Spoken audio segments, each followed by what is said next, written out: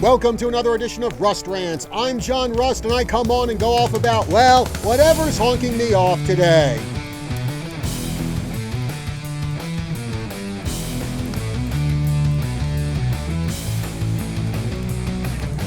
So, who here watched the NBA All-Star Game this past weekend?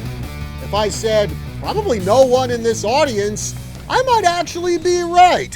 Why would I make such a bold statement? Well, I'll tell you after this word from our sponsor, H2O Health and Water Solutions. Does your toilet have rings that always need cleaning? Do you have hard water spots on your shower doors? Calcium buildup on your faucets? Just imagine what all of that is doing to the inside of your washing machine, dishwasher, refrigerator, your hot water heater. What about the pipes inside of your body? Buy a filter or be a filter.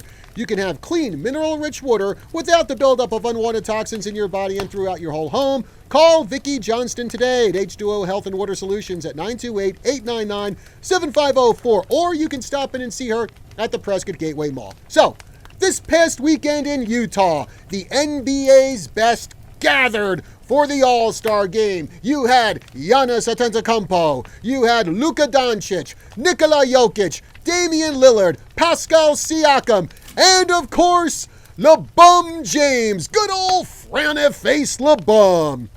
And of course, many, many other of the NBA's best, all under one roof. And not a lot of people really gave a hang about it.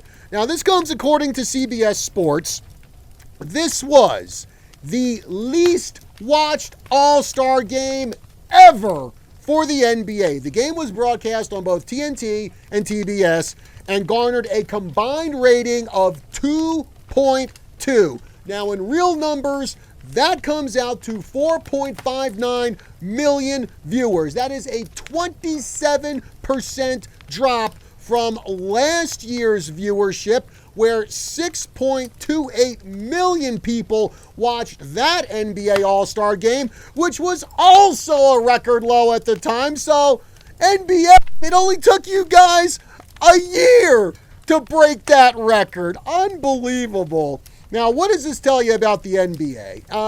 You can say that it's only an All-Star Game, and All-Star Games across all leagues have not been doing very well ratings-wise for years. Well, how about instead of the All-Star Game, we look at something that's really important for the NBA, and that is the finals. Now, for most of the 2010s, those games, a lot of those games actually, drew between 17 and 20 million viewers easily. Sometimes those numbers would go higher, especially when you have a Game 6 or a Game 7. Heck, the Game 7 of the 2016 NBA Finals between Cleveland and Golden State, that had 31 million people tune in. But the final game of last year's NBA Finals between Boston and Golden State, that had 14 million viewers. So a lot of people have just tuned out of the NBA, and funny how that seems to have coincided with the league going overboard with wokeness and hopping into bed with communist China without a second thought. And they've also turned off a lot of fans with players kneeling during the national anthem.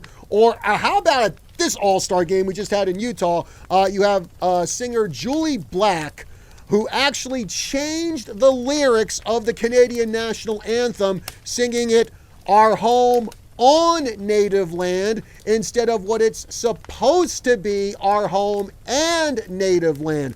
And a lot of people are just sick and tired of the woke NBA. They're sick and tired of seeing and hearing from LeBum James all the time. Fans who followed the NBA during the 1980s and the 1990s, they don't like how soft the play on the court has become.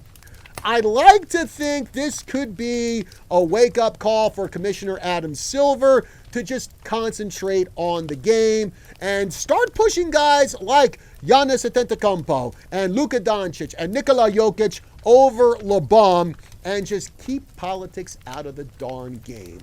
But Adam Silver is such a cowardly toe rag. There's as much chance of him doing all that as there is of me, I don't know, going to a Michael Bublé concert while wearing a Pittsburgh Penguins jersey and drinking a coconut milkshake. All right, folks, that's going to do it for this edition of Rust Rants. Be sure to like, share, follow, and subscribe across all of KYCA's social media. That's Facebook, YouTube, Rumble, Instagram, Twitter. Be sure to check us out on KYCA.info. Smash the like button, leave a comment. We'd love to hear what you have to say. Till next time, I'm John Rust. I will see you soon.